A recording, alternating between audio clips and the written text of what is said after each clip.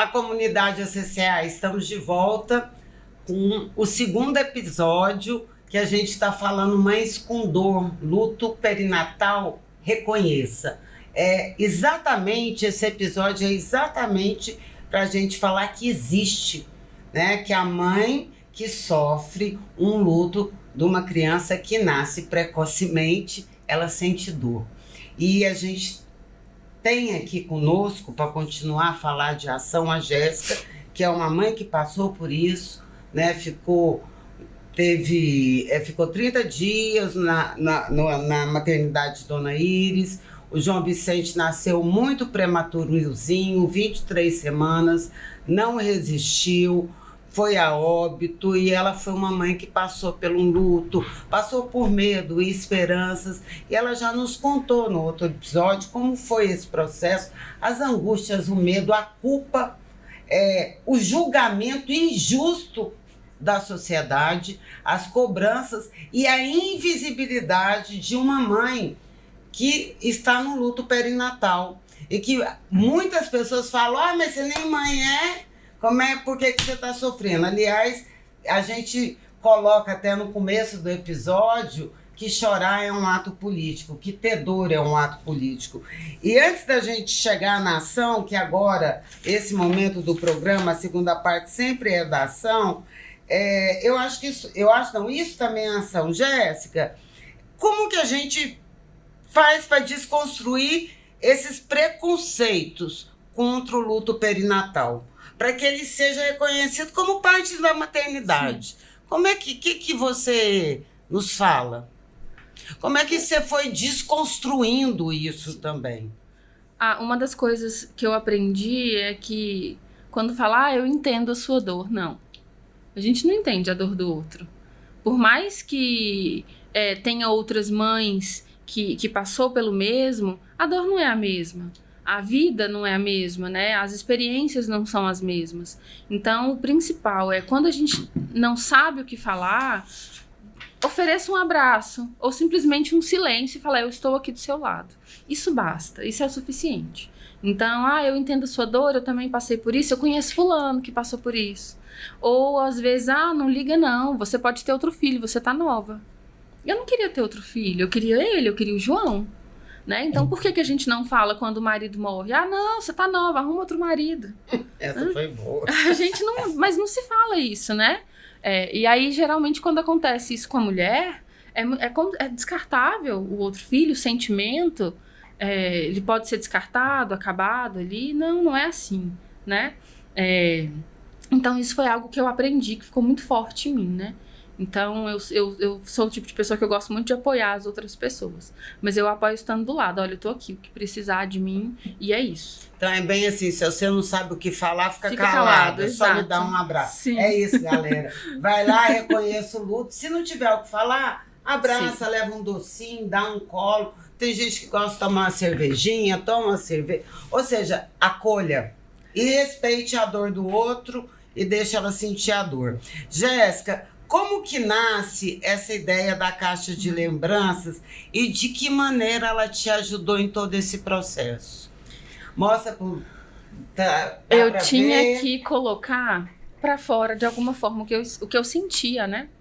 E a Rafaela, a psicóloga que me acompanhou durante muito tempo lá no Hospital Dona Iris, ela me falou para escrever. Ela falou, Jéssica, escreva. A Márcia também na época disse, escreva, coloque isso pra fora de alguma forma. E eu comecei a escrever. Isso daqui são algumas roupinhas que eu ganhei de alguns amigos, né? Amigos muito importantes, muito, muito próximos a mim. E aqui nessa caixa eu guardo tudo de lembranças que eu ganhei, de alguma forma, né? E o mais importante foi esse caderno. E aí eu mesma fiz o caderno para colocar as lembranças e tudo que eu sentia do João. Então aqui, do que eu escrevia, o que eu sentia, até o teste de gravidez ainda tá aqui. Então tudo que eu senti e que eu ainda sinto, mesmo 8 anos depois, eu ainda coloco aqui, né? Tem um outro caderninho também. Então as pessoas que estavam comigo, fotos, recordações. Inclusive, aqui tem uma foto da casa da Márcia, de uma reunião que teve aqui, que a gente participava na época da faculdade, reunião do Polissíntese. Também foi um grupo de muito apoio para mim nesse período. Então, são fotos com lembranças, né? Aqui é o João. É nenenzinho. Aqui é ele. Então, é um caderno onde eu coloco todas as lembranças de até hoje, quando eu quero, quando dói, porque ainda dói, né? Então, eu ainda coloco aqui. Então, essa caixa tem todos os exames que eu fiz na época. Eu guardo tudo. Então, exames de gravidez, ultrassom com o som do coração dele. Então, é tudo guardado aqui nessa caixa. Vamos trazer esse ato, que eu acho que é um ato de coragem, um ato de como lidar com o momento de dor desse processo, até para contribuir para outras mães. Como é que isso você foi da culpa inicial a um processo de libertação? Porque doer vai doer. Sim. Aceitação, eu acho que a aceitação da dor, para mim, está significando... Eu não sou psicóloga, gente, eu sou pedagoga, geógrafa, etc e tal, mas eu penso que a aceitação da dor é o primeiro caminho para a gente largar a dor, né? E outra coisa é saber que essa dor vai ficar lá, mas ela vai se transformar. A gente ressignifica. A gente vai ressignificar, mas a dor existe. O apagamento, se não tiver isso, existe uma memória de afeto. O João não foi um ser apagado da sua vida. Conta um pouco disso, como que isso contribui para a sua saúde mental, como que isso contribui para... Hoje você está fazendo um mestrado, você continua a sua vida e repensa ela, até afetivamente. Conta para outras mães que estão passando por isso. Foi muito importante para mim o acompanhamento psicológico. Eu sempre falo sobre isso, a importância que foi. Então, eu tive um acompanhamento psicológico no Hospital Dona Iris, pelo SUS, por 7 anos. Ele acabou parou o ano passado, né? Então, foi um acompanhamento muito importante para mim. A Rafaela, a Cláudia e a Ângela, que foram as 3 psicólogas que me acompanharam nesse tempo lá no Hospital Dona Iris, teve um papel muito importante. Porque a partir disso... a gente vai entendendo, ressignificando a dor, tendo cuidados, atenção, porque tem muitas mulheres que passam por isso que não vê a questão do tratamento psicológico mesmo, né, como opção, como um processo, sim. Então, muitas mulheres guardam para si... Aí entra várias questões, né? Às vezes mora muito longe do hospital, às vezes mora em outras cidades, que acontecia muito. Então, não tinha como... não eram todas as mulheres que conseguiam ter esse acompanhamento. Mas né? Mesmo fez uma mudança significativa. Mas isso foi uma mudança muito, muito grande para mim. Foi muito importante. O acompanhamento psicológico. Então, para essas mães, você está falando, faça acompanhamento e tem de graça pelo SUS. Né? É isso, eu acho que essas coisas têm que ser descentralizadas. Nesse programa, a gente está mostrando a importância do SUS. Nós já passamos pelo CAPSI, nós já passamos pelo CAPS e agora nós estamos na maternidade Dona Iris. Tudo pelo SUS. Sim. Saúde pública é fundamental. Vamos lá, Jéssica, fale mais da importância E era uma equipe multidisciplinar, fora as psicólogas? Sim, tanto que eu continuei participando ainda algumas vezes da arte-terapia, quando possível, assim, eu sempre ia, porque tinha arte-terapia onde as mães se encontravam para fazer um monte de coisas, até mesmo para os bebezinhos ali, confeccionar coisas. Eu gostava de mexer com algumas questões de artesanato, levava para elas também. Sempre tinha uma coisa ou outra ali que as psicólogas sempre tentavam inserir. E vocês criaram laços? Existem Sim, hoje? eu ainda tenho contato. Tem uma rede? Não, uma rede não, mas eu tenho contato com algumas mãezinhas ainda. Como é que isso? Eu fico pensando assim, eu penso que aqui no programa isso é uma forma de descentralizar Quais as outras formas de descentralizar isso? Como é que isso pode chegar a uma mãe que está sentindo isso? Ela procura quem? Como que pode ser feito? Se você souber falar. Sim. No SUS, no caso, lá mesmo, no Hospital Dona Iris, a equipe é muito atenta a isso, né? Então, elas oferecem. Elas oferecem. Isso já é um tratamento institucionalizado, é um protocolo institucionalizado. Eu não sei se é institucionalizado lá dentro, mas eu sei que as meninas, Rafaela e Ângela, têm um papel muito importante dentro disso. Mas elas trabalham, né? Lá, né? Então é um protocolo. Sim. E aí é algo que elas se atentam muito. Dentro da maternidade Dona Iris. Eu não conheço nos outros hospitais. Deixa eu te falar, como é que surge a certidão do amor eterno? A Rafaela me chamou um dia para uma entrevista e eu não sabia. E aí ela me contou nessa entrevista que depois que nesse período eu recebi uma alta da psicologia, depois voltei, e aí eu mostrei para ela a caixa que eu tinha feito de lembranças e tudo. E a partir dali, elas viram a importância que se tinha no hospital, numa maternidade, onde acontece muito isso, das mães, de alguma forma, conseguirem despedir dos filhos, né?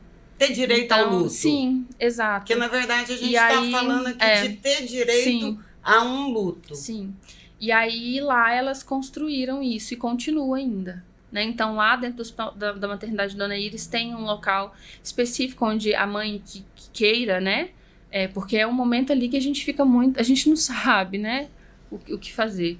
Mas ainda tem um espaço específico onde as mães podem despedir dos filhos. E aí, toda a equipe da psicologia, assistente social, as médicas, as enfermeiras e técnicas, elas se juntam para criar essa certidão e entregar para a mãe, ter ali uma lembrança.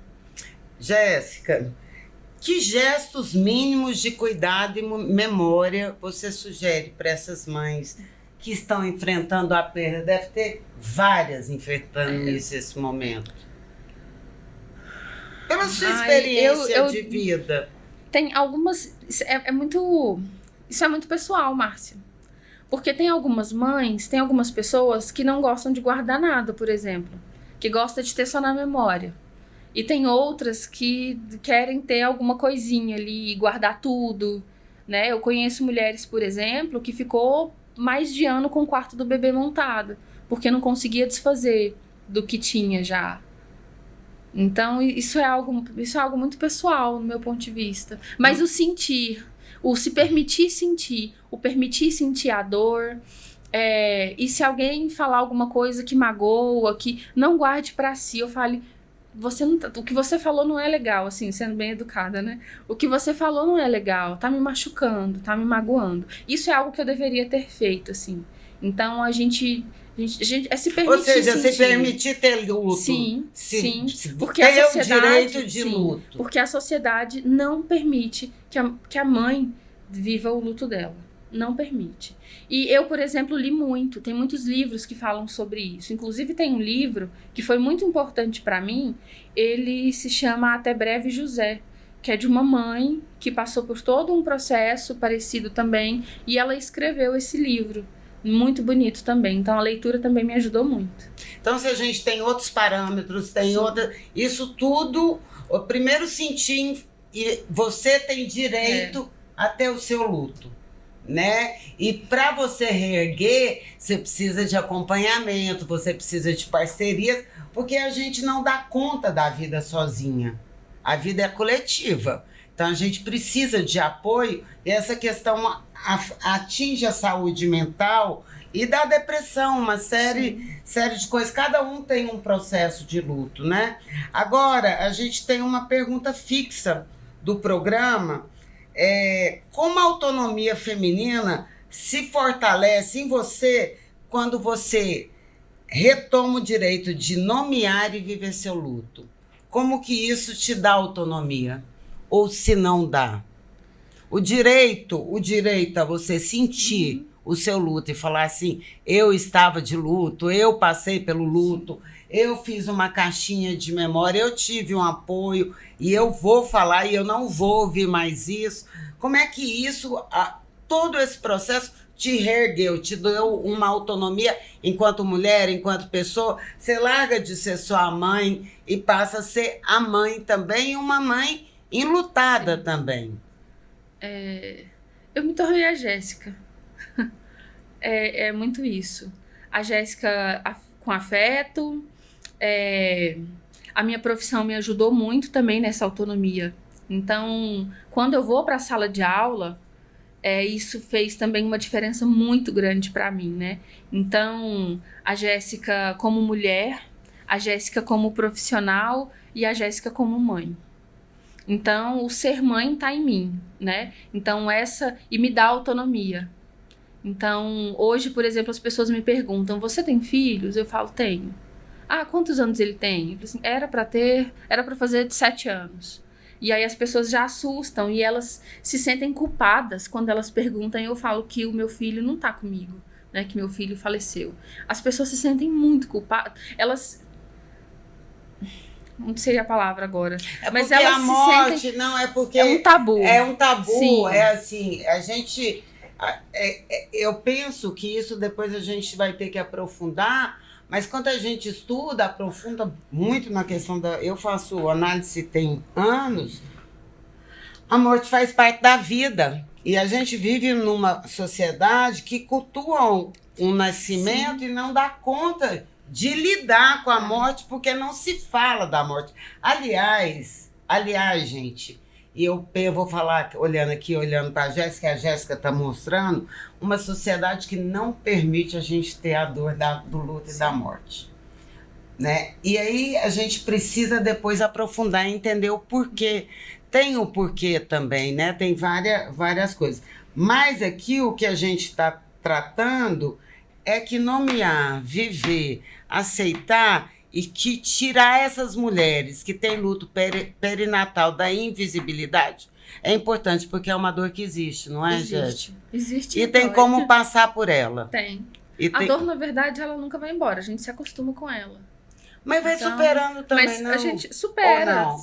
Eu não diria superar. A gente se acostuma com ela. Datas específicas como o Dia das Mães, por exemplo, é muito difícil. Mesmo já quase 8 anos depois, né? Eu tive contato com outras mães que já tinham perdido os filhos há 30 anos que ainda sentiam, né? Então, a gente acostuma. Ela tá lá. Vez ou outra, sabe quando a gente machuca e a cicatriz está lá? Tá ali naquele lugar, né? A gente se acostuma. Jéssica, você tem mais alguma coisa para falar para nossa telespectadora? Você tem algum assunto, algum recado para dar para essa mãe que de repente está lá na UTI, ou que essa mãe que recentemente perdeu um filho, ou essa mãe que há 6 anos perdeu? Você tem algum recado para dar? Nós não somos culpadas. Acho que é isso o principal, né? Porque a culpa é algo que pesa muito, né? Até porque a sociedade culpa muito a mãe do que acontece, né? Qualquer coisa que acontece com o filho, cadê essa mãe? Cadê a mãe desse menino? Né? Cadê? Então, é isso. A culpa não é nossa. Gente, uma sociedade patriarcal, machista e misógina, ela mexe até no direito de uma mãe sentir dor.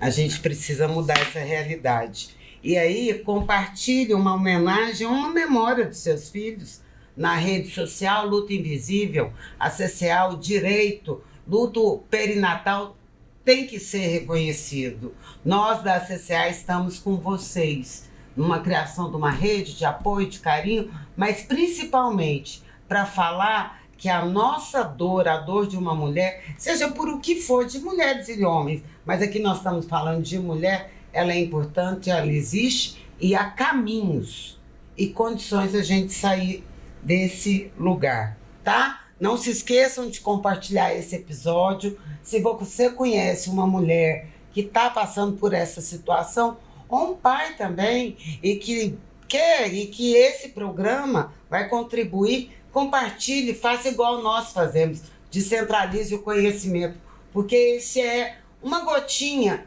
mas que contribui para que a gente veja que a gente não está sozinho no mundo. E o que chama de culpa é porque, de repente, a gente não tem a oportunidade de discutir cara a cara. Tchau, tchau. Até o próximo episódio.